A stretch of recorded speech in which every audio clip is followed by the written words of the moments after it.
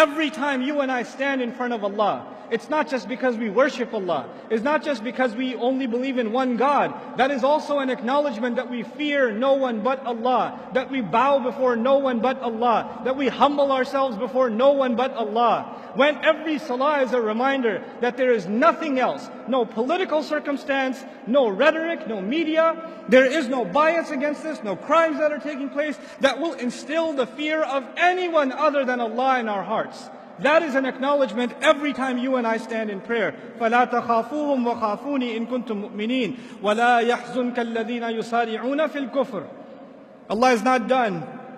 He says, don't let those who are making a lot of efforts for furthering the cause of disbelief, those who are making so many efforts to destroy Islam, those who are making so many efforts to turn believers into disbelievers, those who are making so many efforts to further kufr on the earth, disbelief and disregard of God on the earth.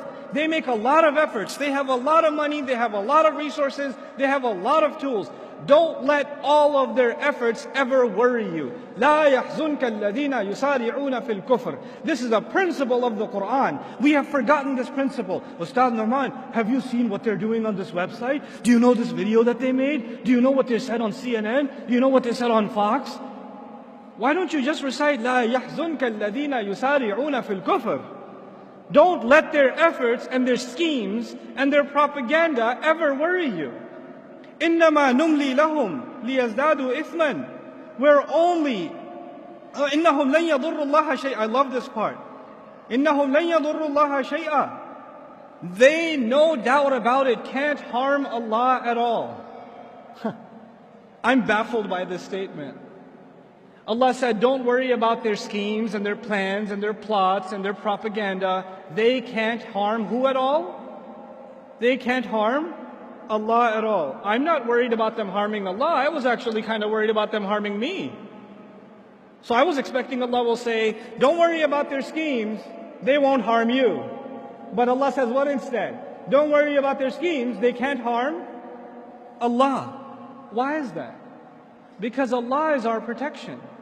It's like Allah is our shield. And they can't do anything about this shield. So you're safe because you're with Allah. You're with Allah. They can't harm Allah. So you have nothing to worry about. لَإِنَّهُمْ لَن يَضُرُّوا اللَّهَ شَيْئًا. Then why is Allah giving them this opportunity to scheme and plot and further their cause and make things more and more difficult for the believers? يُرِيدُ اللَّهُ أَلَّا يَجْعَلَ لَهُمْ حَظًّا فِي الْآخِرَةِ. Allah wants that they get nothing, not even a little bit of the akhirah. Meaning there are people that are evil and they want to continue to do more evil and undermine and continue the path of injustice and oppression. Allah says, I'd like to let you dig your hole a little deeper. Because that little good you have left in you don't even deserve it. Let you do your evil. Why are people so evil? Because Allah's punishment to them is He let them have it. You want to go this way? Go ahead. Go ahead. وَلَهُمْ عَذَابٌ عَظِيمٌ. They have great punishment standing before them. Instead of being afraid of them, the Quran makes us feel sorry for them. They're digging their own hole. إِنَّ الَّذِينَ اشْتَرَوُا الْكُفْرَ بِالْإِيمَانِ. Now listen to this part. Then he turns his attention to within our own ranks. There are those who sold their belief with disbelief. There are those who under the pressure of the enemy said, this Islam thing is too much. I can't handle it. I can't handle, the way people look at me, the way people think about me. I'd rather sell this off and be like everybody else who's disbelieved, so I'll fit in better. Allah says about them, لَن يَضُرُّوا اللَّهَ شَيْئًا. What do you think? They're going to harm Allah? They can't harm Allah at all. وَلَهُمْ عَذَابٌ أَلِيمٌ. And they have painful punishment coming before them. This is about those who sell their deen. May Allah not make us of them. وَلَا يَحْسَبَنَّ الَّذِينَ كَفَرُوا إِنَّمَا نُمْلِي لَهُمْ خَيْرٌ لِأَنفُسِهِمْ. Don't allow the disbelievers, the enemies of Allah's deen, don't allow the vicious enemies of the Prophet ﷺ to ever think. Don't you dare think about them that the stuff that they do is good for them. The extension Allah has given them is good for them. I'd like to give you an analogy here so it'll help you understand what's happening in this ayah. You have a rabid dog, a crazy dog who goes and bites whatever. And then somebody says, why don't you just put it on a leash? And what Allah does is He puts this dog on, like you could say, 1,000-foot leash. It's a really long leash. The thing is, for 999 feet, this dog thinks that it's running free. Doesn't it? If you put it on a 1-foot leash, it can't move. But if you put it on a 1,000-foot leash, it's going to run around and never feel like a choke. But Allah says, I only extend for them, release them, give them more room. You want to do evil stuff? You want to do kufr stuff? Go ahead, do more. Try to hurt the cause of Islam more. Propagate lies against Allah's Prophet more. Say vicious things about the Quran more. Go ahead, go ahead, go ahead. Because that same dog, when it's running full speed and it hits foot 1,000, what happens to him? He gets choked, doesn't he? And that choke is way harder when he's running full speed than it would have been if it was 1 foot long. That's the plan Allah has for them. Let them dig their hole. Let them choke themselves. إِنَّمَا نُمْلِي لَهُمْ لِيَزْدَادُوا إِثْمًا. We only give them extension so they can earn more sins. وَلَهُمْ عَذَابٌ مُهِينٌ الْجَزَاءُ مِنْ جِنْسِ الْعَمَلِ كَمَا يُقَالُ. Allah says, and they will have humiliating punishment. Why did Allah say they have humiliating punishment? Allah usually says great punishment, painful punishment, but this time He says humiliating punishment. Why? Because when they try to humiliate the deen of Allah, then the only fair punishment is that they shall face humiliating punishment. Then Allah turns His attention to you and me and says, مَا كَانَ اللَّهُ لِيَذَرَ الْمُؤْمِنِينَ عَلَى مَا أَنْتُمْ عَلَيْهِ. Allah is not one to leave you alone in the state that you're in. Allah will not just leave you be and let you just think that you have faith. حَتَّى يَمِيزَ الْخَبِيثَ مِنَ الطَّيِّبِ. Until He can separate the good ones among you from the filthy ones. Some of you have filth inside of your hearts, and when the state of fear comes, and the pressure comes, and the stereotyping comes, some of you will abandon your faith, and that filth in your hearts will take over whatever good you had in it. Allah says He will put you and I through terrible, difficult circumstances so He can separate the filthy from within the ummah. And cut them out. May Allah not make us see any of us from them.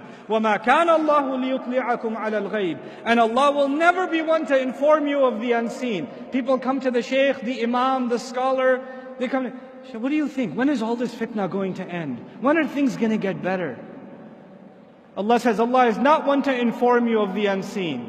I'm not going to say 3 more years, watch, everything's going to be better. No. That's actually what I've heard in churches. I go to church to hang out sometimes just to see what they do. I've been. And I actually, last Christmas, I want to know how they do da'wah. How did they get 100,000 people inside of a stadium and preach?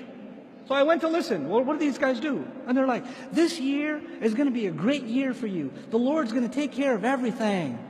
You're going to get yourself a promotion. And that divorce is finally going to be filed. And you're going to do great this year. Because the Lord promises it. I was like, what? Lord promises this year is going to be great? You know? We don't have that in Islam. Like, is this year going to be better than next? When is Allah going to finish this fitna? Or when are things going to get better?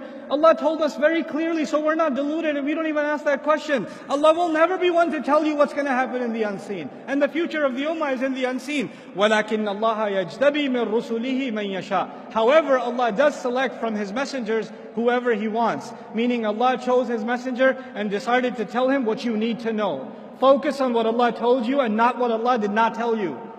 Don't get obsessed with things that Allah Himself didn't give you. If it was valuable for you, Allah would have given it to you.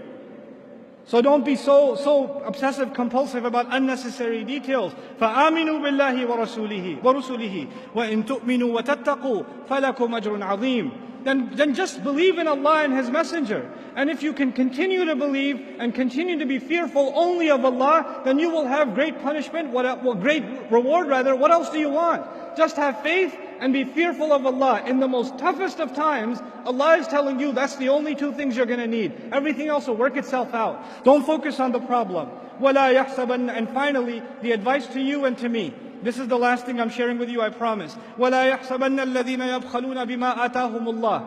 And don't you ever think about those who are cheap, greedy, miserly with what Allah has given them. That they hold on to what Allah has given them. Min fadli, from His own favor. They didn't earn it. That's a favor of Allah on them. Huwa khayran lahum. That's good for them to hold on to their wealth. This is the time. This is the time where the young people, they're going to have to give up their free time that Allah gave them. Their free time cannot go into 8 hours of video games anymore. There's no time for you to watch the next Netflix and Amazon series. You don't have that kind of time. You're the Muslim youth. Allah has given you free time. Allah has given you talent. Allah has given you creativity. That creativity cannot go into you making stupid jokes on social media. It needs to be used in much more productive ways, because these people who Allah has given wealth and luxury and opportunity and health and talent, when Allah has given all of these things and they're cheap and miserly with it, they only use it for themselves. What does Allah say about them? That they think they get to use it for themselves is good for them? بَلْ هُوَ شَرٌّ لَهُمْ. It's bad for them. سَيُطَوَّقُونَ بِمَا بَخِلُوا بِهِ يَوْمَ الْقِيَامَةِ. The very things they were cheap with, the very things they were greedy with for their own, are the very things that will be turned into a rope around their necks, choking them on the day of resurrection. That time, that ni'mah, that rizq that Allah gave you, that you didn't put to the right cause, is going to come and choke you on the day of resurrection. May Allah not make us of them. وَلِلَّهِ مِيرَاثُ السَّمَاوَاتِ وَالْأَرْضِ. Man, what a thing to say. Allah alone owns the entire inheritance of the skies and the earth. What in the world is inheritance doing here? Allah is reminding you and me, whatever you own, whatever I own, whatever I enjoy in this life, I'm not going to get to keep it. At the end of the day, I'm going to be in the ground and somebody else will be driving my car. I'm going to be in the ground and somebody else will be wearing my clothes. And by the way, they won't be driving it for that long either. They're going to be in the ground too. Somebody else will be living in that house 100 years from now. Somebody else is going to be, eating the fruit of that tree that I have in my backyard. It's not going to be mine. And at the end of it all of it will be given in inheritance back to Allah. It's Allah's. Because everybody will be gone. Understand the temporal nature of the material world. Do not become materialistic in your goals, in your aspirations. Things Allah Azza wa Jalla is offering us in a time of great fitna, the only thing to worry about is what you will earn with Allah. Put your efforts in this world. Excel.